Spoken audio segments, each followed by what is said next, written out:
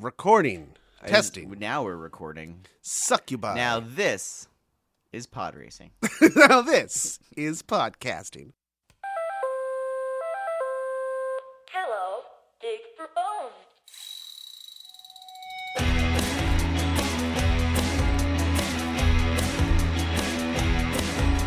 I don't think anyone knows that I'm the one cut off your toes and put them in the drawer with the sock. Hello and welcome to the Least Haunted Podcast, a place where science, skepticism, humor, and anthropology meet to discuss all things spooky, haunting, supernatural, and sometimes just the plain ridiculous.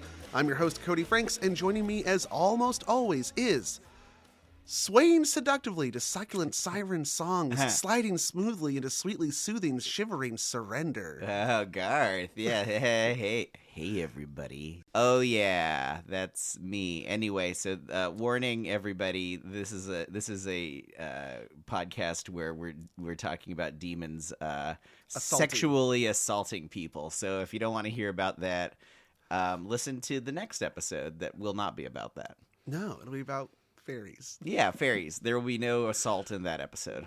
So, with that said, moving on. The moniker, that seductive, sibilant moniker, came from Ken on the Discord. Yeah. And if you want to join in on the fun, join our Discord. We got a pretty fun community of people that like to joke about. And it's kind of become the new place. If I see a funny meme, I'll post it on there rather than on other social media. It's enclosed, but it's also nice. So yeah, that's what kind of become my new social go-to. And I think it's much more healthy than the other options. Yeah, Discord, man. Discord, it's the way of the future. And then also, and if you're also in the mood to join us further, you can join our Patreon to support us. Patreon.com/leasthaunted. Our numbers are only growing. Growing. All right, but today's topic, I don't have a clever way to really lead into this. Oh, that's okay. I think that lead-ins are overrated. People know that we're about to start a topic, so and they've seen the title. Yeah, but the title doesn't always reflect the topic. Yeah, directly. Anyway, we're going to be talking about succubi and incubi. Is that the plural? Yes, it's Latin. That's not succubuses and incubuses? Only if it was Greek. Oh, really? I actually don't know. Oh, okay. I mean, I would have believed I've heard you said that with such certainty. I think wow, I have Cody heard knows that what he's talking about. I think I've been told that the plural of octopus, I've always thought it was octopi. Me too. But they're like, no, because octos, it's like Greek, and so it should be octopuses. I've just been told that. What about Prius? I drive a Prius. Prius? Well, I don't know, man. Polyandry is wrong. It should be polyphily. What's polyandry? No, wait, goddamn it, hold on.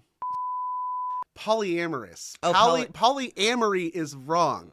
It should be. It's not wrong to love more than one person. Could the word grammatically. It should be polyphilia. Polyphilia. Oh, okay. Because, or it has to be panamory. Basically, it's because you're mixing Greek and Latin. The word polyamorous mixes Greek and Latin, and you you're not supposed to do that. Mix. Yeah, that's what's wrong about it.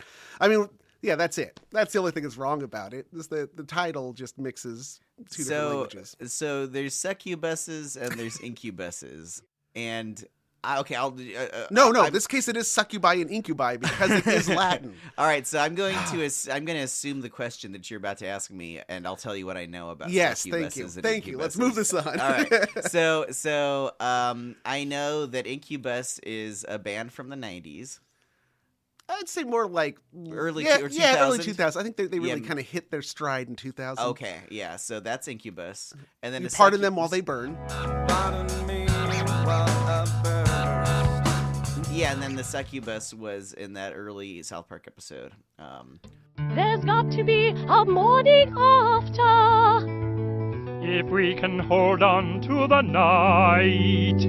Yeah, you got to be careful with Incubus, though, because if you listen to too much Stinkubus, you end up with a bad case of the Hooba Stinks. Oh. That's a band joke, pun humor. Wait, can you explain that joke? God damn it. I don't get it. Incubus. I said Stinkubus. I heard that part. And then there's a band called Hoopastank. Oh, I didn't know that. That's And where you lost me. Yes, so if you... That's a very funny joke, Cody. Good job. People who aren't me are laughing. All right. So anyway, So they're both demons, and the succubus is a lady demon, and the incubus is a dude demon, and they have to do with people's dreams, and they'll like sit on your chest while you sleep and give you nightmares, and possibly there's a sexual angle to that. It's I believe almost all the sexual angle. Oh, okay. And the other thing is like it is secondary. all about the angle because you're sleeping and it's got a. Actually, that is correct. You're totally right. Oh, so let me explain. Okay. Let me explain. Okay. So yes, they are sexual demons that are claimed to engage in sexual intercourse with unwilling and unsuspecting humans while they I sleep. mean, I'm sure there might be some willing, there's some that are willing, but most- by definition, by this unless you write a post-it note on your forehead saying you can do whatever you like, succubus. Then it's and but the name, the name succubus or incubus, they don't appear until the 14th century. They are. Oh, but the idea is predates this. Yeah, the idea of some form of spirit that appears to you in your sleep and then engages in sex with you, Right. is very old. But first, and I'll get into that. But the names, I want to explain why you were right about the angle, Garth. Is that incubi, or the male form, incubus? It's from late Latin incubo, which means to lay upon or to hatch. Think like a chicken. Is where we get incubate. Incubate. Yeah. Okay. Yeah. So in a general sense, it's a nightmare or a spirit that lays upon, on top. Lay upon, but that could have the sexual connotation too. Yeah. Succubus is the female form, and that means to lay under. It has that Oh. SU prefix. Think like sub.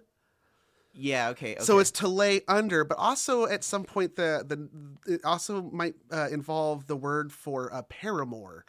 So it already has this like worked in sexual component. well, and there. there's an assumed missionary position in the Yes. orientation of things here, right? It seems that their names, besides being like like how you differentiate the male and the female form, it reflects some sort of inherent idea of gender roles. Right. That the guy would be on top. Yeah, And even if he's being sexually assaulted. Well, that's what I was he's wondering. Still on How does top. the succubus sneak under there without waking you up? I don't know. I didn't create this thing. And the guy would have to be sleeping on his belly, I guess. Yeah. Interesting. Okay. So that's where we get the names. So succubus is to lay under, and then incubus is to lay on top. But like I said, the ideas are much older. So in a Sumerian king list from about 2400 BCE, so this is over 4,000 years ago, it's in cuneiform. They list off the lineages of their kings, including mythical ones. So you get to Gilgamesh. Gilgamesh, a king at Uruk. Oh, yeah. And Gilgamesh's father is listed as Lilu. Now, Lilu is an Akkadian, that's like ancient Mesopotamian. It's a demon or a spirit, and is elsewhere described as, quote, seducing women in their sleep. So this is presumably how... That's a funny way to phrase it, but all right. So this appears to be how Gilgamesh was conceived. His father was one of these demons. Oh, okay. Now, in this case, Lilu is masculine, and just like with succubus and incubi, there is a male and a female counterpart. So for the Lilu, you have Lilitu, who is described in cuneiform tablets as appearing to men in erotic dreams. Right. Now, there's also another Mesopotamian demon named Ardat Lili, and that's described as being a spirit of a young woman who died before she could experience sexual fulfillment or marriage. And so now she visits men to seduce them in her dreams. Oh, so in their she's dreams. a ghost because she has unfinished business on her. Yeah, but 'cause she's she a never demon. got laid. Now, both those names, Ardat Lili and Lilitu, should sound familiar. Ardat Lilitu. Think a female demon. Lolita? Lilith. Oh, Lilith. Oh, Lilith. the first Eve. Yes. The forgotten Eve. That's where we get Lilith from, is this even older Mesopotamian female demon, Lilitu. Got it. So again, yeah. So who's Lilith? Like you hinted at, in certain tellings of the story, I think, Of the Book of Genesis. Yeah, I think specifically in like Hebrew and Kabbalah. I think it's a semi-apocryphal version of the Book of Genesis. There was a previous wife named Lilith before Eve, and I'm not sure if she came from a rib as well, but she was around and something happened to her. I don't know. She leaves, presumably because she is disobedient and doesn't want to be subservient to man, and so she leaves. Now, this is where you get into more apocrypha here, is that she heads out into the wastes outside of the Garden of Eden, and at some point she has sex with one of the archangels. Oh, really? Yes. So they make a demigod baby? They birth incubi and succubi. No kidding. Yeah. Or wow. What would be later in the medieval period, when you start seeing these terms, succubi and incubi, they then start saying like, oh, well, those are the children. They're part human and part archangel. Which archangel was it? So she had a relationship with the archangel Samael. Okay, so Samael is the archangel in Talmudic lore, who is the accuser or adversary, sometimes like considered like Satan. Synonymous with Satan. I remember when we did our Satan episode, we were talking about Satan just used to be the accuser, but he was actually an angel. Yeah. And so essentially, if he got on God's bad side after this. So essentially, she goes out and then has children with what would be like it's safe to say she was on top during that one. Because she didn't want to be subservient to Adam, yeah. But I'll bet she was. Interesting. Oh. Okay. Anyway, so that then births the succubi and incubi. Okay. So a whole race of creatures. Yes. Oh, there. Okay, so that's like a whole other group of people. Now, Lilitu, going back real quick to Lilitu, this is a callback to an earlier episode, was also connected to a figure named Lamashtu. Yeah, we remember Lamashtu was the ex-wife of Pazuzu, the demon from The Exorcist. I remember Pazuzu. Yeah. And then that one demon, Ardat Lily, who is also sometimes synonymous with, is similar to Lilitu as in the origin of Lilith. Ardat Lily is actually said to be a servant of Pazuzu. Oh, okay. Because remember, Pazuzu was also like a prince of demons, but also like kind of on humanity's side, but only when it came to his ex-wife Lamashtu. I think I need to re-listen to that episode. So Lamashtu, she is a danger to newborn infants and pregnant women. The same attributes are given to Lilith later, is that she is a danger to women and who are having children. So forth. Anyway, so we have very ancient myths of spirits and demons, both male and female, who sexually assault sleeping humans in the same general region that later would spawn the Abrahamic religions. Okay, so it's very those legends were around when the religions started, so they'd be incorporated. Yeah. Into you got it. They're Mesopotamian. Wow. There also is in Islam, like succubi and incubi are types of jinn. Oh, interesting. Okay. See our jinn episode. Yeah. So then in the Middle Ages, Christianity, I don't know if you're aware of this, it got like really fucking intense for a while. Yeah, I've heard. Kind of like ruled the, Western world. Yeah. It was when Christianity was one of those memes that sure did spread. And then it gets like, this is like the dark corners of the internet level of Christianity, if you're following that analogy, I guess. There be beasts here. There seems to be some possible relationship between incubuses and Immaculate Conception. Could that have come from somewhere? Because really, well, I'm going to bring something up like that soon. We're getting there. Interesting. We're getting there. Okay. Because why do they want the semen, Garth? Yeah. Why do they want the semen? Exactly. Okay. Yeah. They use it to make magnets. Okay, so like I said, we got witch burnings, crusades, persecutions, inquisitions, and eventually reformations. And it was in the 1300s that we finally see the names Incubus and Succubus for the first time in print. Okay. Although it's debated exactly as to where it shows up first. There's a few different sources. But one thing is for certain, by 1486, they were well known enough to warrant an entry in the Malleus Maleficarum, a.k.a. The Hammer of Witches. This is a book by the German clergyman and witch hunter Heinrich Kramer, a.k.a. Henricus Institor. So he wrote this guide on like how to find witches and deal with them. I think we talked about this in our That Witch This Kills You sounds episode. awfully familiar. Yeah. In it, he writes, there are 5 ways to overcome the attacks of an incubi. Okay. So there are, you can confess, there's the sign of the cross, you can recite the Hail Mary. You have to be awake to do all these things. Well, I guess you do it before you go to bed. That's why you like say your prayers before you go to sleep, right? Oh. Yeah. Yeah. You can move the person to another location, just remove them from the house where they are being assaulted, or you can excommunicate and attack the entity. So basically like exorcism, another form of exorcism. Then there's this Franciscan friar, Ludovico Maria Sinistari. He said that incubi, quote, do not obey exorcists and have no dread of exorcisms, show no reverence for holy things, at the approach of which they are not in the least overawed. So you got this German guy who's like, oh yeah, you just do the basic, You can exercise them. Yeah, basic stuff, and that gets rid of them. And then you got this Franciscan guy who's like, oh no. They're not bothered by They crosses don't give a and stuff. shit, dude. Also, ironically, the religiously pious were said to be of particular risk to succubi and incubi, nuns especially.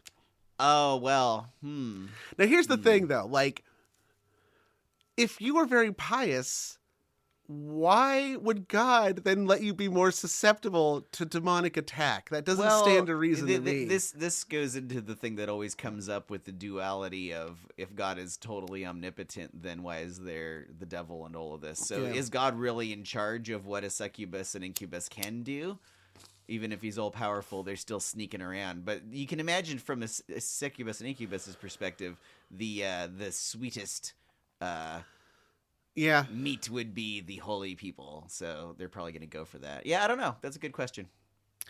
Actually, that's a good reason to not be all that holy and pious because... Yeah, right? Exactly. The more you sin, the less likely you will be to be assaulted by an incubus or a succubus. I guess I'm thinking now of that. There's the line from the movie What We Do in the Shadows about why vampires prefer virgins.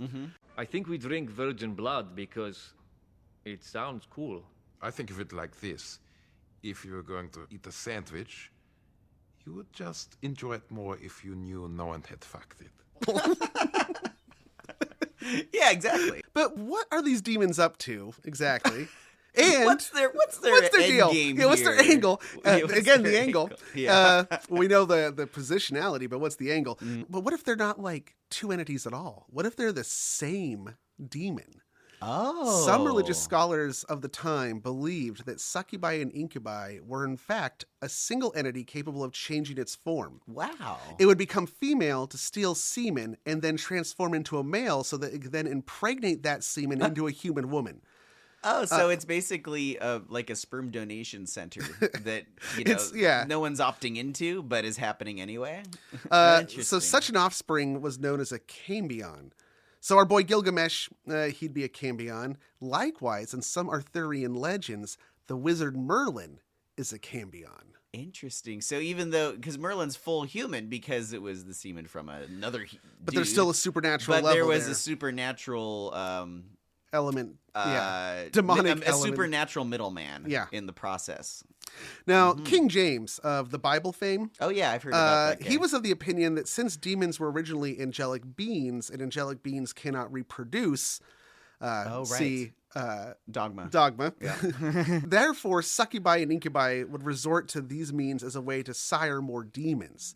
Although he explained that an incubus would possess the corpse of a recently dead man and then perform the assault in that body in hopes that it could be done before the semen in the corpse had gone cold. That's so fucked up. Oh, God. But King James does accept the other belief that the succubi and incubi are the same shape-shifting entity because it just makes the process a little bit easier. Yeah, you can cut out the corpse middleman. Yeah. But they prefer to use the corpse. Also, they said it's usually the corpse of somebody close to the victim. So they're more like willing to, this is some fucked up shit. Like I told you, the Christians are, No one knows depravity and fucked up shit like the pious, coming apparently. up with all kinds of interesting ideas. Yeah. Oh my God. It's also possible for the demon to be a repeat offender and even to become attached to a single individual, which raises other questions. I think that's love, Cody. Besides pregnancy in a woman attacked by an incubus, what other side effects are there to, say, a man who has been the victim of the succubus, as well as to the woman? There's like certain other side effects. Well, they say that a person who has been attacked by a succubus or incubus will feel as if the life energy has been drained from them. And with repeated visitations, they can begin to waste away in sickness and even die. This sounds like it sounds like people would get this happening to them, and one of the explanations was, oh, maybe an incubus is the thing that's doing this to someone who's sick from some actual affliction. Yeah, in this regard, it's kind of similar to Eastern European vampire myths, too, about somebody who has another illness and is wasting away. And you're like, the well, they're vampire being keeps visiting and taking your blood. In certain cases in the Eastern European vampire lore, it is a family member or somebody you know who is returning from the dead to feed on their living kin. I don't want to also just go all in that it is purely sexual. Like you mentioned, there is also cases of the succubi or incubi are like strangling people and choking them or just sitting on them and compressing them. Because also that lay upon could also imply that, that it's also just that they are physically on top of you. That is actually going to come into play as we talk about other cultures that have entities that are similar to the succubi and incubus. Okay. Or incubi. I got to keep consistent. Succubi and incubi. So yeah, we're going to talk about a few of those other cultures as well as get into the functionalism of such beliefs and also like what the hell's really going on. But before that, dig for bones. What was that laugh? I asked myself. I'm trying to recreate that as much as possible. I don't think I've ever laughed like that in my life. Oh, that was new. What is that? This is my new laugh for 2024. New Year, new laugh. We have a spanking new podcast for your ear holes called Doom Generation. Available on Spotify and Apple Podcasts. Later, Doomers.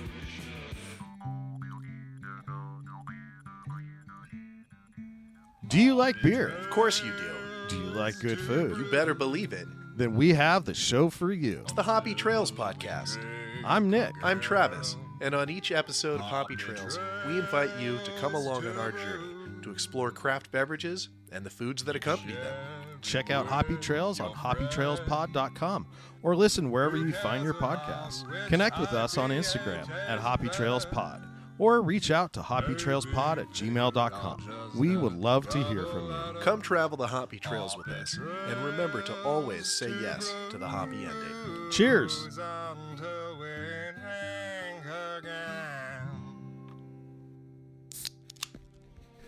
When Least Haunted started 4 years ago in 2020, Cody and Garth had no way of knowing just how expansive and extensive the podcast would become, nor could they suspect the fun and loving global community that would grow, yes, like peas, around the show. If you would like to become a part of the Least Haunted world and universe, then I, Orson Welles, urge you not to hesitate a moment longer and go to patreon.com/leasthaunted to become a supporter of the show. With Patreon, you can have the satisfaction that you are contributing to the crafting of this fine artisanal show, and in doing so, you can get any number of patron bonuses and benefits. From merch to bonus content to getting your name featured in a Garth's Corner theme song, it's all mere dollars away. Also, you could become a member of the exclusive Monster Squadron and get access to the monthly video hangout on the Monster Squadron Discord channel. Speaking of Discord, it is now the best way to join in on the Least Haunted fun with fellow fans and listeners. Want to contribute to Garth's moniker? Discord is the place. Or do you want to share a spooky check regarding strange happenings in your home? Discord is the place. Share pictures of your pets, memes, discuss the latest episodes, and more. Discord is the place. Least Haunted looks fondly back at 4 years of podcast excellence and look forward to many more to come. We are so grateful to all of our fans, supporters, relations, well-wishers, and patrons. Come join us, won't you? Together, the only thing that will be haunted is all of us. So we're just going to move around the world and jump around. So we got like in Brazil, specifically in the Amazon, there is a river dolphin that's believed to be the combination of a siren and an incubus that shapeshifts. It's a dolphin? It's a hot dolphin. Oh. But it becomes a very handsome man who seduces women into the music. I think usually I was just music. imagining a siren dolphin, and it's like a beautiful lady, but her song is that of a dolphin. I just can't resist it. Oh my god! I must go to the siren. Hot dolphin. You can tell. Oh, did we come back from Bones? Oh, we did not. Oh, okay, those were some bones, weren't they? Anyway, dolphin sirens. It's all right. We'll just keep it all in. Okay. Yeah, it's fine. So this river dolphin is called a boto, and you can always tell the boto because it wears a hat. Because without the hat, you'll see the blowhole. It'll blow its own skies. That's what's giving it away, not the overall rest of the shape of the creature. Well, no, it appears as a handsome man. Oh, okay, it's a handsome man with a blowhole. Yes, he's a dolphin that turns himself into a handsome man to try to get women. And he wears a hat because of the blowhole. Yeah. I like the idea that he can shapeshift except for the blowhole. One that's also similar is in northern India. There's an entity called a yakshini. Okay. And it's actually so yakshini. There's multiple of them. I mean, it's like kind of like saying incubi, so it's plural. You know, it's a race. Yeah, they are attendees of the Hindu god of wealth, Kubera. Oh, okay. And they also like guard hidden treasure. So they're described as beautiful women with very wide hips and narrow waists, broad shoulders, and then almost like comically exaggerated round breasts. Spherical. They describe it as spherical. Okay. All right. I can picture this. That's pretty. But they're like, they're like, just like, they're basically exaggerated sex attributes. Everything that you would find attractive to the max. I guess like a Venus figurine. I was just thinking. Yeah. I want to see one of these. What are they called? Yakshini. Yakshini. H-I-N-I. There's 36 different types of them, and each one corresponds to the fulfillment of a sexual desire of human beings. So I guess there's 36 kinks. That's all you get. And there's like Yakshini for each of them. You can do a lot with that, especially if you define them broadly. I think that's enough. They always remain young and beautiful. And so they come in pun. They Oh, here they are. I'm finding statues of them. Ooh la la. Okay. So they visit men and do they do what the succubus would do. Yeah. But if you like please them enough, if like your prowess is good enough and you win them over, they will give you like materialistic wealth. Like they will give you some of that treasure. Oh, so this is an opportunity. Yes. Oh, interesting. And you can master this by there are specific tantras that you can learn that'll let you master all 36 yakshinis. I love it. This is a much more fun version of the Succubus story. Yeah, that's great. Well, something else that these are obviously different from Succubuses, but that reminded me of a thought I had earlier. Like, it sounds like they will have sex with people while they're sleeping, but also the person is potentially dreaming about them. Yes. So there's a question as to whether the person's aware it's happening. Yeah, is there actually anything physical going on? Yeah, is the person actually like asleep and having the dream, or somewhat awakened during it? But I guess that question is open. It has an open-ended answer. I'll address that. In the medieval times, there were some people who were not convinced this was a demonic at all, and that gets on to your point. But first, we got a few more little other ones to jump around. In Ukrainian folklore, there is one called a perelesnik, and it's very similar to an incubus, but it's also associated with lightning and fire, which also seems kind of djinn. It does. Right? Yes, it does. So it could turn into either a fiery dragon or a sexy young man. It would come into your house through your chimney because it could like turn into fire or smoke, and it would get through like cracks in windows and doors and stuff. And so you got to keep it glued and screwed. You got to keep it glued and screwed. Or this weird Santa's going to come down the chimney. And then once inside, it would take on the appearance of a deceased spouse or lover and seduce young women. But But then it also would like It kind would of have to be a deceased one though. That's yeah, very specific. it's interesting. Yeah. Mm. But then similar to the Lakshini, it will actually give you a gift afterwards. All right. Some form of treasure. But here's the catch. By daybreak, by the sun's rising light, those things it gave you would turn out to be like busted or broken and worthless. Oh no! So it's like a double fake out. Like yeah. Oh man. It just does it to be, it gets off on that. I think that's part of the part of the thing. Yeah, that's dude. part of the whole thing. And then it also will drain your life force, like a vampire. But it's simply just saying amen or wearing a crucifix should keep it away. Mm-hmm. Mm-hmm. Well, that's easy. Yeah. But now we're going to move on to two that are kind of very close together, and they are more related. So you have the Alp, pronounced Alp. Alp. But it actually is where we get the word like elf from. It's similar. It is also similar to what in Scandinavian folklore is called a mare. Oh, okay. In both cases, this is an imp-like creature. With the mare, it's more of a spirit or a goblin. But with the Alp, it is like an elf. The Alp actually wears. The Alp is in Germanic mythology. It's a Teutonic folk tale, and it wears a little funny hat that grants it invisibility.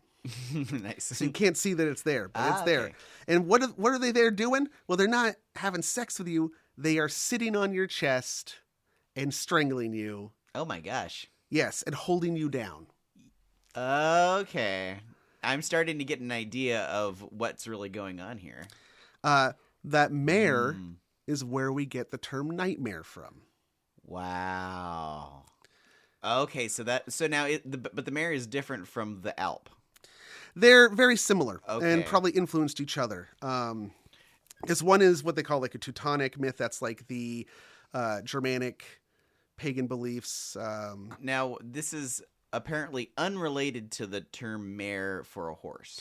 Yes, it's just coincidence that they sound the same. In Garth's Corner, that will come up a little bit, actually. But yeah, that's where we get nightmare from.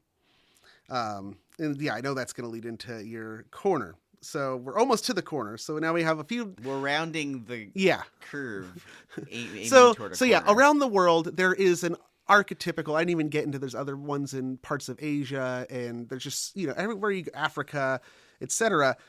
There is almost like this archetypical belief in some kind of spirit that, at the very least, sits on your chest and holds you down and strangles you. Oof. Now, whether or not it is doing this to us as part of some kind of sex act, that varies. Okay, got it. So in the Middle Ages, when they came up with the term incubus and succubus, there were some physicians of the time who had some thoughts on this and what was happening. Oh, okay. Yeah. So a 13th century physician, Arnold of Villanova, says, quote, "They know that they cannot speak nor freely make a sound. They attempt to remove the perceived impediment, for they strive to rise up, call out, and speak, and because they cannot, they exert themselves, but find themselves constrained. Mm-hmm. They perceive the cause of the impediment with their spirit bound in a light sleep." Impediment. Oh, impediment. Impediment? I've always said impediment, but it could be a tomato thing. Whatever. Sorry. Sorry. With their spirits bound in a light sleep, and because their imagination and estimative faculty have not yet been bound by that sleep, since it is light and has just begun, they observe in a shape preserved in the repository of the imagination the shape of that thing which most closely signifies the cause of the impediment. Thus, since the chest and throat are prevented from expanding, they see through their imagination the shape of someone lying upon and strangling them.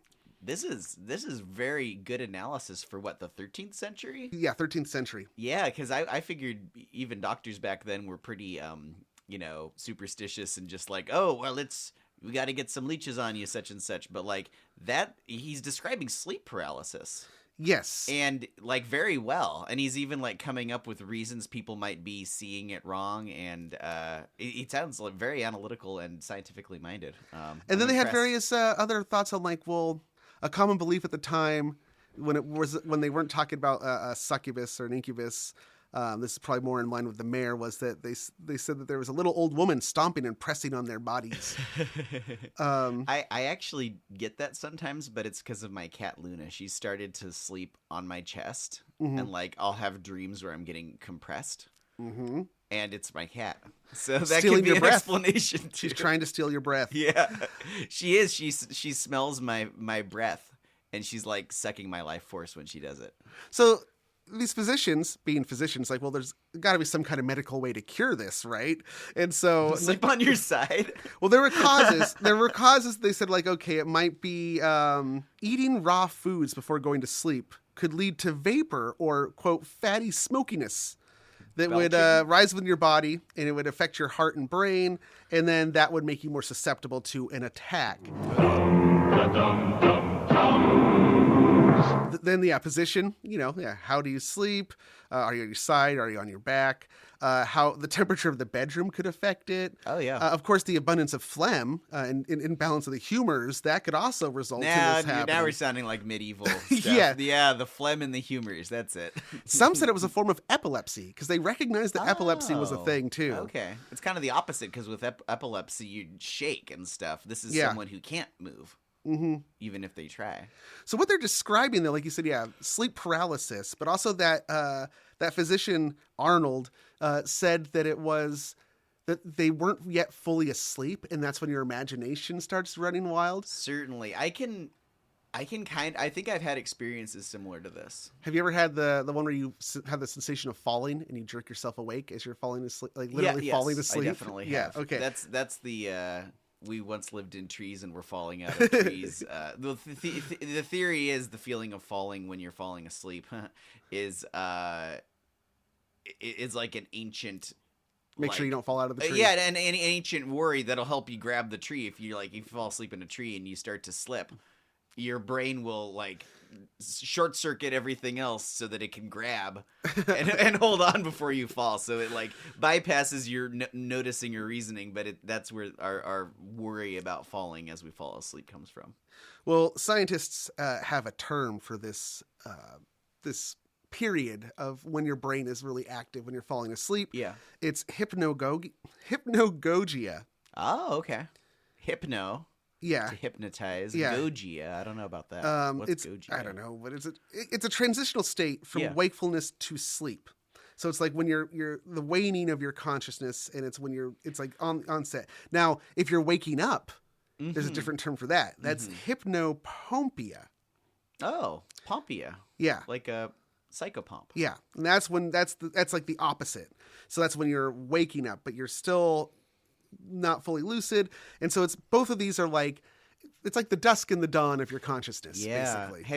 There have been a handful of times in my life where I have been aware of and actively notice the feeling of falling asleep and the dream starting. It rarely happens. Normally I drift off and I don't even notice that I start to sleep. But there have been a few times where I can actually feel my brain shutting off its normal thing and the dream starting. It's very interesting. Have you ever experienced that? No, more as a kid, it was the fucked up one where you wake up and it almost is like a sleep paralysis, and you're like, oh no, I'm still sleeping. I need to wake up again. The false awakenings. Yeah. God damn, that sucks. Yeah, I have that occasionally, and it's really irritating. Oh, here you go. The hypnagogic. It's from the Greek hypnos, sleep, and agogos, meaning conductor or the leader. Okay, got it. And pompos means sender. Have you ever experienced sleep paralysis, Cody? No. I don't think I have either. There have been times where I have to kind of struggle to wake up, and it takes a few seconds for my muscles to work again. Yeah. Because your brain does like turn off the connections to all of your body while you dream, so that you don't like fall out of bed and walk around. Some people do anyway, but for the most part, it'll turn that off so that you just stay motionless while you imagine yourself doing all these things. But yeah, there have been a few times where I've woken up and it takes a few seconds for like my brain to activate my muscles, and I'm just laying there. And so I think I have had very brief sleep paralysis. Well, sleep paralysis is one of the modern explanations for what's going on. Yes. So you have that hypnagogia and that hypnopompia, and in those stages that's when the sleep paralysis usually occurs. And then your imagination fills in things, like you will see shadowy figures and stuff like that. Similar explanation to a lot of there's a lot of overlap between incubi and succubi which you don't hear about as often in these present modern times, but what you will hear about, besides the sleep paralysis, is alien abduction. Yeah. What was once an incubus is now an alien. Holding you down and experimenting on you, usually in a sexual way. Mm-hmm. And then speaking to that sexual aspect of it. Yeah, I wonder what's with that. Is that because it's a violation? Or, like, why would your brain go to that?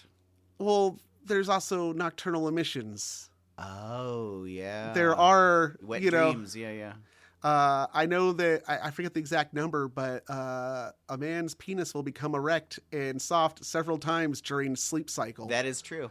It's a testing of systems. It's your body's doing your a system body's check. just like check. And also, apparently it's supposed to, I heard somewhere it was supposed to do with incontinence. It keeps you from pissing your bed.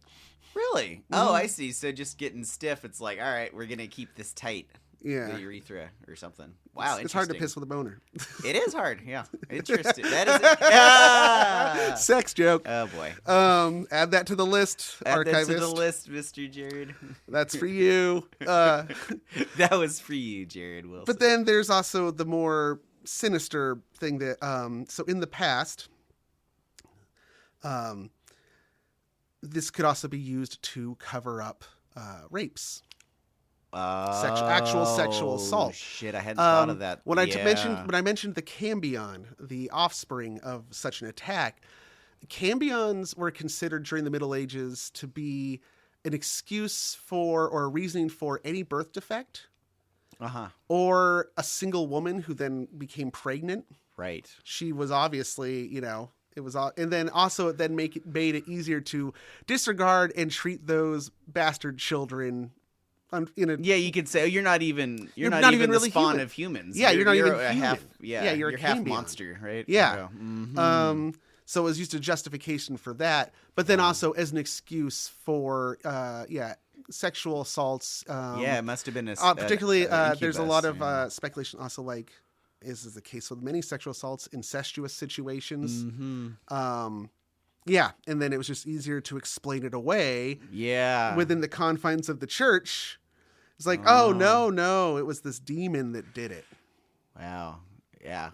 And then we have actual mental illness. I found a very interesting article from the National Library of Medicine, and it is one of the only ones that talks about succubus as a phenomenon of psychopathology. Oh, okay. And in this, it is written by Sandeep Grover, Asim Mehra, and Devakshi Dua. And basically they looked at two cases because they actually recognized that in psycholiterature, they don't really talk about succubus or incubus. It doesn't come up, which is kind of surprising to me. Yeah. You'd think that would be a big... Yeah. And so they explored two cases of two young men who both reported that they were the victims of frequent attacks by a succubus. Unwanted attacks. So no, man. No. And in one of them, in one case, that person specifically already had a pre-existing diagnosis of schizophrenia. Oh, gosh. Mm. And so they tried to explore, like, okay, is this an expression of that? And it looks like they were able to adjust his medication and it disappeared. Wow. Yeah. Wow. But he didn't say specifically succubus. I think he described her more as a witch. Mm-hmm. That was coming to him and would have sex with him in his sleep. Mm-hmm. And then the second case was a 24-year-old male who also said that who was not diagnosed as schizophrenic at the time, but they said he was using heavy cannabis. It was heavy cannabis use. But he started to have hallucinations, both tactile, like feeling things that weren't there, and auditory, and also a delusion of love. Basically, he became convinced that his female teacher, was sexually attracted to him and was communicating to him telepathically. Oh my gosh. And then she would visit him in his sleep at night and assault him. Wow. Yeah. Wow. Ugh. And he denied that he got any pleasure from it. He's like, no, this is I do not like this. Wow. I'm reminded of a fucked up dream I had years ago. It suddenly came back into my head. I was stuck at the bottom of this cage suspended over nothingness below, and there was this rat chewing on my dick. And I was like totally I was all tangled up in the cage. It's fucked up, man. Wow, that's messed up. That is really fucked up. Yeah, it was one of the most fucked up dreams I've ever had. I just remembered it. And that was years ago. Thank you for bringing that back to me, Cody. Well, that was awful. Well, in the case of that second young man, they also were able to give him they gave him clozapine, 200 milligrams a day, and after being treated with that, the delusions went away, everything disappeared. Oh, that's good. So I'm it glad seems like he was undiagnosed. I'm glad schizophrenic. those two instances had happy endings. Yeah, that's really scary. But also, coincidentally, in both of those cases, both those young men actually came from northern India. Oh. So they already came from a culture that had the idea of the Yakshini. Interesting. I wonder, and they delve into that in the article very briefly, that it seems to be that there's a cultural influence aspect to these things.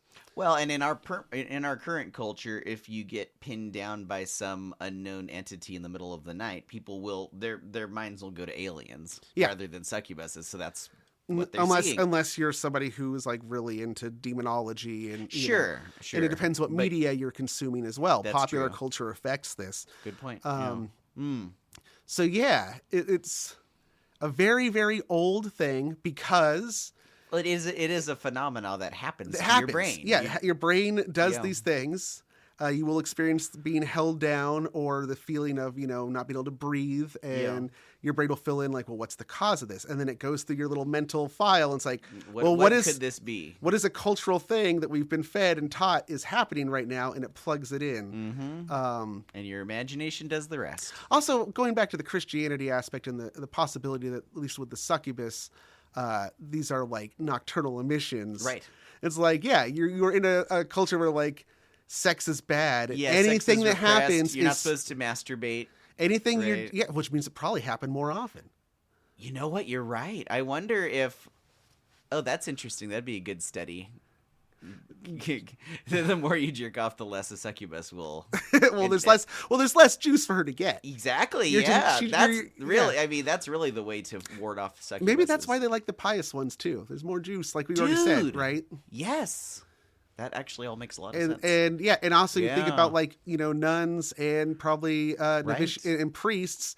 They're not masturbating. Well, they have to abstain from all sexual thought so much that they probably start hyperfixating on it subconsciously. That makes so much sense. Yeah, actually, okay. It's all coming together. Yeah. So around the world, you have these things because it happens. Mm-hmm. And then each culture comes up with a similar description of what is happening as a way to explain it. And then you find instances where this is used as an excuse to cover up other awful things or to sweep them under the rug and explain them. Man, humans being humans. Oh, that was a great one. Let's get to Garth's Corner. Yes, it's my corner time. I'm going to send you the thing we're going to be talking about here. This is going to be a brief corner, and it will start with the Garth's Corner song.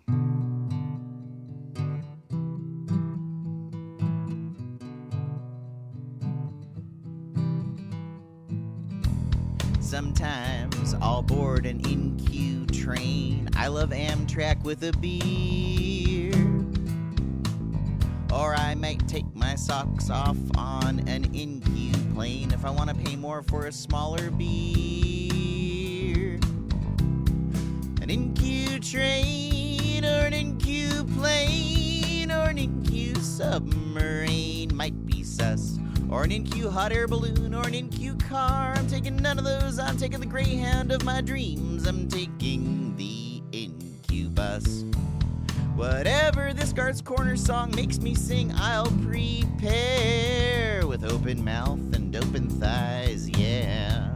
Whatever this segment states, you should be aware that werewolves are not there because it's about incubuses.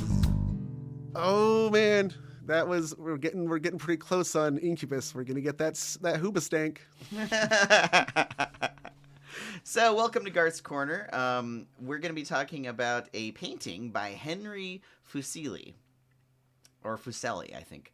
a little bit about Henry Fuseli. He was a Swiss painter, but spent most of his time in life in Britain. He was born in 1741 and lived through the end of that century and a little bit into the 1800s. So he painted. He was one of the earlier Romantic painters. Mm-hmm. So if you know much about art history, back in the day during the Renaissance, those were all like classical, neoclassical styles of painting. They were trying to recreate that's why it's the Renaissance. Yeah, they're trying to recreate the Roman and Greek. Yeah, so they were influences. being inspired, like all of the Renaissance. People were finding art and literature from the Greeks and Romans, and it was a big revival of culture. So they were, trying to Michelangelo, Da Vinci, all those Hence guys. the name Renaissance. It means rebirth. There you go. Yeah, exactly. So that had gotten stale after a few centuries. So now we're moving on to Romanticism, where things were maybe less carefully rendered and realistic in paintings, but more sensual, emotional. It's a subtle thing because, especially to our modern eyes, Romance paintings look pretty similar to neoclassical paintings, but there's a difference. If you really get into it, you can really see the difference. Oh no, I can. If you show me this picture and then you compared it to say a Da Vinci, I would definitely no, that one comes later. Yeah, you can tell this is a little fuzzier. It's less worried about very accurate anatomy. If you know much about anatomy, there's some kind of funkiness going on. And then I'm assuming did Romance lead to Impressionism? Because that seems like the logical evolution of this trend. I would say so. And this painting that we're talking about, it's called The Nightmare, by the way. So we'll be discussing this. So if you're not driving a car and listening to this, just look up Henry Fuseli's The Nightmare. And if you look at it, it's definitely getting toward Impressionist a little bit. If there's certainly a lot of details, but stuff gets kind of smudged that's less important. Like her face is very carefully rendered, but there's other parts. If you zoom in on the drapery and stuff, you're getting a little bit more abstracted. But this painting is actually very. I was surprised at how early it was painted. It looks before its time. It looks like something that should have been painted in the mid 1800s to me. And what year was it painted? 1881. 1881? Yeah. Or no, sorry. 1781. Okay. I have not only have I seen this, but I have seen many different versions of this, including a woodcut of the Alp that I mentioned before. Yeah. That is this. Interesting. Yeah, this is like an archetypal thing, and so the painting is of it. We're bouncing around it. The painting is of an incubus sitting on a lady's chest, or actually more on her stomach. Yeah. And she's asleep and kind of stretched out on her bed with her head weirdly low. Yeah, the blood's gonna flow to her brain. Yeah. She's clearly, and so in she's distress. asleep. He's sitting there looking all demony. And then there's a horse sticking its head out through some curtains. The horse is freaked out horse. That horse shows up in the other versions too. That's the thing, and I think that's because people are thinking of they're saying the origin of the word nightmare. Well, people have suggested, because Fuseli didn't really explain what the horse was doing there. It looks like a Picasso. It looks like a Picasso horse. Yeah, like I said, the anatomy is not necessarily super accurate with this style, and in fact, apparently he never worked from nature. He said he just worked from his imagination, so there's some kind of not awesome anatomy for the horse. It looks like a cartoon horse, truly. The way the eyes are, that's not what horses are shaped like. The Incubus, he's doing like a Rodin's The Thinker kind of. He is kind of like, seems much more pensive. He's like in deep thought. Yeah, he's like looking at you, the viewer, like and? He's not being. I mean, it's a creepy thing, and at the time that it came out, I mean, imagine, late 1700s. We're not even into the Victorian era. Yeah, you and I are jaded by We're our pop jaded, culture. but this was a scary, freaky painting for people who saw this. It was shown at a big exhibition, and this was his first painting to get him some notoriety because it was so fucked up. I like the shadow of him on the curtain behind him. Yeah, he has his pointed ears look almost like horns in the. Yep, good one. Yep, absolutely. And so he's just dark enough and out of focus enough to give it that. That's part of what why, makes it scary. If you look, I mean, this was like dry brush. If you do wet on wet with oil painting, you're going to blend everything. But Is it wet on wet is your Bob Ross style? Yeah, where you do it all in one go. But Yeah. this one, I think probably wasn't that, because if you look, you can really see the texture of the canvas, and I'm guessing he did it in layers because you wouldn't really get that weird scraped texture. I just noticed her fingers are red. I think that was. I think he kind of overdid it a bit, but that's not uncommon to paint people's fingertips as a little redder. There's more blood flow, especially for somebody with very, very white skin. And I guess her hand is You tend to dangling do low. All the elbows. blood is flowing down that way. Yeah, actually, that does make sense. At the very least, she's gonna have her arms are gonna be asleep when she wakes up. Oh yeah. And she's probably not gonna be able to move because of the position she's sleeping. There you go. So she'll imagine this thing. The horse, I don't fucking know. Dude. I don't know. The horse. Well, okay. So one theory was that it was just a pun. Nightmare. Yeah. Like it is a black horse. Yeah, because as we established, mare is not that kind of mare. No. But different etymology. Maybe he just threw it in there like, haha, nightmare, get it? Mm-hmm. So that is actually possible. So Henry Fuseli painted 200 paintings over the course of his time, and he did drawings and other things too. He only showed a few of them, though. This one was painted in something called chiaroscuro, which is a high contrast effect. So the woman is in white, is very bright, and then there's very dark shadows in the background. Yeah. And yeah, there are some odd things about this that I was just looking at it and noticing. Her head is really low. I think her general position is like not a realistic way to lay. No, and her at neck all. is really long. Her neck is really long. She's kind of in the shape of like a pinup girl. Like it's you know, exaggerated. breasts stuck out. Like her breasts actually are the brightest thing in this entire picture. Yeah, it's clearly meant to be like all attention to this. Yes, it almost is like hypersexualized within the confines of what he could get away with at the time. Yeah, you can tell. Yeah, in another era, she probably wouldn't have clothes, but in this one, this was the farthest he could go for the sensibilities of the time. And even then, this was like shocking, outrageous, and demonic. I bet I could imagine the clergy saying, "If you look at this picture, you will be possessed and you will be attacked by an incubus." But it's interesting. Like her back is arched up, and look at that incubus. He's gotta be like 50 pounds. Yeah. So there's no way that his weight on her. This artist went to the Rob Liefeld school. School of anatomy. Yes, it totally. But there could be, I was thinking about it somewhere. I'm like, well, maybe the incubus is just in her mind. And so that, and actually that's... But the horse is real. That's, right. That's given away by the fact that her back can arch that way, even with all that weight, because he's not really there. I don't know. Anyway, that's just my little... Or it's just a corset malfunction. She went to sleep with her corset on. That it could fucking be. Snapped her And in half. maybe there's a pillow where you don't see underneath her. Yeah.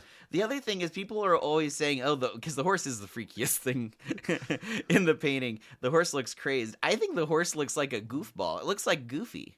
Like he's smiling, and he it's has the like, white eyes. That he is has white freaky. eyes, but to my mind, I don't know if it's just me, but like it looks to me like he has cartoon eyes, and you can just see his pupils to the right of the eyeball. Okay, like, they're tiny though. Yeah, but he's like a goofball with his big eyes, and he's looking over at the incubus and like laughing. So if Incubus it got doesn't some look like thick white hips, eyes by to the you, way. but looks like cartoon eyes with two little dots, suddenly he's like a really silly looking horse. And He's did got he little Kramer hair. And did he specify that it was an incubus? Yes, Okay. I believe so. Okay. It would be understood that to be that because it's called the nightmare. Yeah, well, because that's exactly what a mare does, and he's doing exactly what if you put a hat on him, he would match the woodcuts from the Alp. Yes, exactly. So I think, and he painted tropes. He didn't really paint modern things or So this is almost like a meme, like this, very much so. Like all of what Fuseli painted was like stories from he illustrated Shakespeare. He painted ancient Roman stories. He painted archetypes and monsters and gods and things like that. That was Well, here's the picture. I'm gonna send to you if it'll let me download it. From 1802, a copycat of this, of the Alp. Airdrop. Garth. This picture is from 1802. Except. Oh, yeah. Is this might also be Henry Fuseli, actually. Is it? Well, do you know? Did he paint multiple? He actually did paint this a few times. This one is by Johann Heinrich Fuseli. Johann? What was this painted? Do you have 1802. Okay, so this would have been couple. This guy's Swiss. Oh, it's Henry Fuseli. That's him. So this is another painting because this was like. This was the equivalent of like a hit, like his number one. So he came back and painted another version a couple decades later. That makes a lot of sense. I guess in this a lot of artists did. Okay, I guess in this other one he specifies that the one I just sent you is an Alp, because he was Swiss, so he would be aware of the Alp. Right. Not wearing a hat though. And the thing behind him he describes as a mara or a mare, like a nightmare. Oh, so it really was a pun. Yes. There you go. And, okay, so now we can get into some of the symbolism, which, this sort of style of painting and all paintings of this time, especially like this, was just rife with symbolism. And, like, what does this mean? What does that mean? There is a theory that he painted this right after he'd been rejected by a girl, like, in his life, like Fuseli. So he's like, I hope she gets the fucking... Not necessarily, but... yeah, he really liked her. She spurred his affections and married a family friend, so he was like heartbroken. And this could potentially be some sort of, not necessarily a portrait of her, but like he's imagining him being the Incubus, or I don't know. He never said anything about that, but okay, that's one interpretation. And that it is sublimated sexual instincts. The incubus is a male libido. And there's also somebody pointed out the horse pushing through the curtains. Yeah. So it's like this horse pushing through her curtains. That could also be a thing. Oh. That's a little bit of a stretch, but maybe. I don't know. I see what you mean. Yeah. This painting was also referenced in The Fall of the House of Usher and in the book Frankenstein. Oh. Mm-hmm. Actually, you know what? There was a movie made in the 90s that was a fictional retelling of the of Mary Shelley. She wasn't Shelley yet, but when she wrote Frankenstein or started writing it, there was a whole event of her being in Geneva in Switzerland with like Lord Byron and that's where Dracula and Frankenstein and all those came to be at the same time. Maybe not Dracula. No, well, Dracula. There was a book about vampires that then inspired Dracula that came from that. But yeah, anyway, there's a really good drunk history on it. Go watch that. Okay. But they made a movie about that, and in the movie, there's a scene where they recreate this painting as a nightmare that she has. Mm-hmm. Interesting. Yeah. Yes. Which is very interesting that would be mentioned in Frankenstein then. So like it's like they knew what they were doing. But yeah, this painting has been recreated by artists forever. Here's one by Robert Crumb, which is pretty much all the same components. This is the underground comic artist from the 60s. Okay, yeah. You can see all the pieces there, Mm-hmm. But it's like, a lady in go-go boots with records lying on the ground, and she's like... it's all the same parts, but in a modern interpretation. So yeah, that is Garth's Corner. That's been Garth's Art History Corner. Nice. Yes. So, that was the episode. Anyway, let's read off all of the monster squirterns. The Mernster squirterns. Come on, Critter. Read off the Mernster squirterns. Mernster squirterns. Oh my god, I want to hear the list of Mernster squirterns. Our Monster Squadron Patreon producers, the ones who make this whole thing go. Who, as they say, keep the lights on. Keep the lights on, as they say. They like to say that. We got Travis Alexander, the Bi Barbarian, Rachel Krieger, Tom Dahl, Justin Duckham, Kelly Flynn, Gunnar Franks, Carla Harrington, Havelock, New Jared, Ken with two N's. He's in there now. Brian Lamb, TJ Levenhagen, Alicia Overton, Jordan Ramey, but a different one, but the same one. Blue Roan and Tatum. 17. Wow. Yeah, look at that. Thank you all. Thank you one. Thank you all. Thank you everybody who's a patron. Thank you everybody for listening. We love you all, and we wouldn't be doing this if people weren't listening. So also, if we could trouble you to take us a moment, and wherever you're viewing this, like it, subscribe, all that stuff. Yeah, it's silly, leave a comment. It can help with algorithmic things. Share it with some friends. If you know anybody who would enjoy this. Yeah. It really Please helps. do so, yes. It's all word of mouth and the true grassroots. So yeah, anyway, I think that's the whole show. Join us next week, 2 weeks from now, where we'll be talking about fairies. Fairies.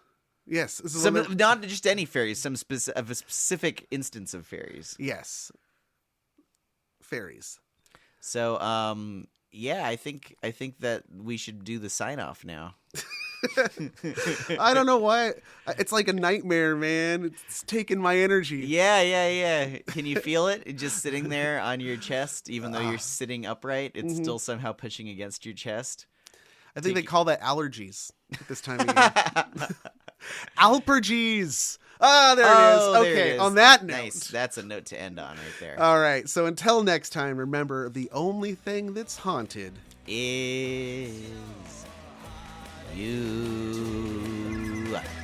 Woo! The whole world is laughing at you.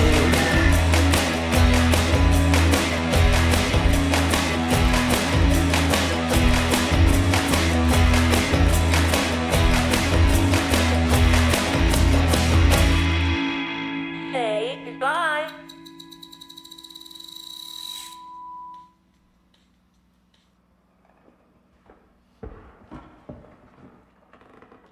What's a succubus? A succubus is a woman sent from hell to suck the life out of a man. That's it, yeah! Yeah, there's not much you can do about a succubus. Their evil power makes man blind to love. The Least Haunted podcast is recorded before a dead studio audience and is a presentation of Sequoidea Productions, LLC.